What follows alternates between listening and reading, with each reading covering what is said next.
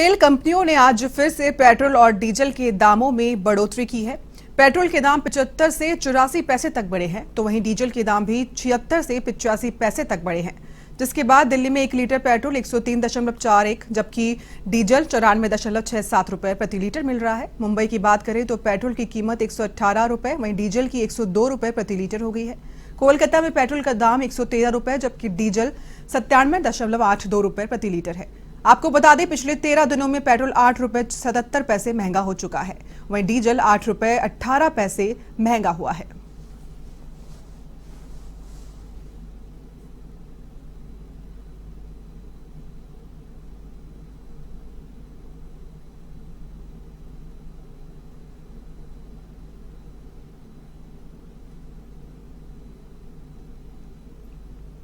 इसी खबर पर ज्यादा अपडेट के लिए हमारे साथ जुड़ चुके हमारे सहयोगी बीके शर्मा। जी बीके, लगातार पेट्रोल और डीजल के दामों में वृद्धि दर्ज की गई, आज कुछ क्या ताजा अपडेट मिल रही है?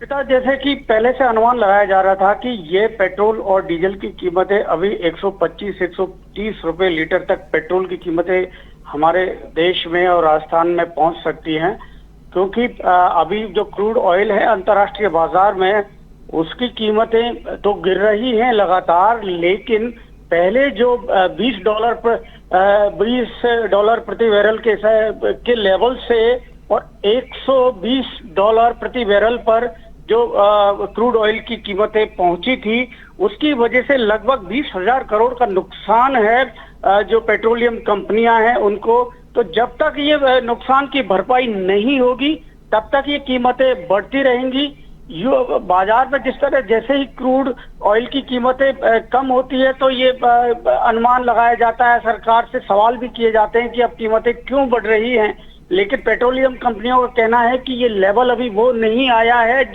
जो यहाँ पर जिस तरह से कीमतें बढ़ना शुरू हुई थी, तो उसके कारण जो घाटा है जब तक उसकी पूर्ति नहीं होगी तब तक ये कीमतें बढ़ती रहेंगी। और अभी तक आप देखेंगे कि 22 मार्च से ये लगातार कीमतें बढ़ रही थी और अब आप देखेंगे कि 8 रुपए 77 पैसे पेट्रोल बढ़ चुका है और 8 रुपए 18 पैसे डीजल महंगा हो चुका है। तो ये कीमतें अभी और बढ़ सकती हैं और अनुमान है कि 15 से 20 रुपए लीटर जो पहले एक लेवल था उससे ज्यादा हो सकती है।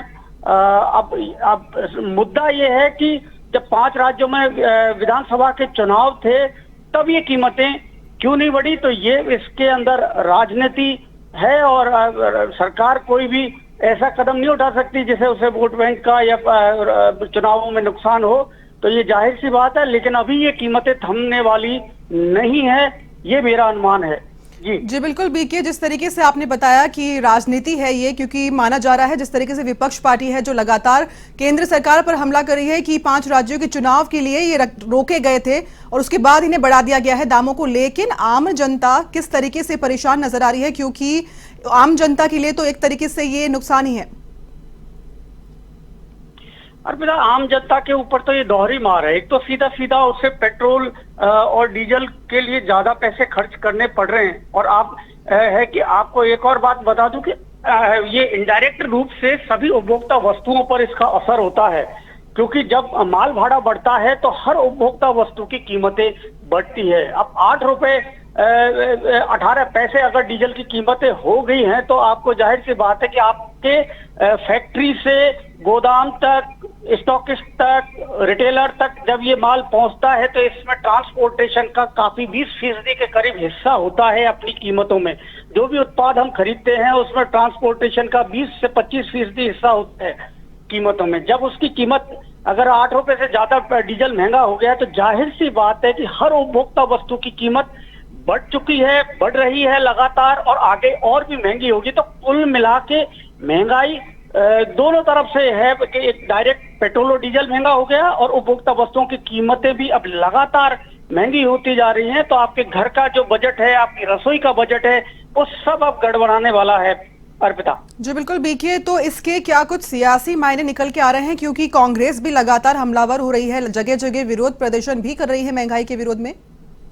ये एक दोहरी राजनीति है। मैं आपको ये बता दूं कि पेट्रोल और डीजल के ऊपर केंद्र सरकार उत्पाद शुल्क लगाती है जिसे एक्साइज कहते हैं, और स्टेट गवर्नमेंट का वैट होता है।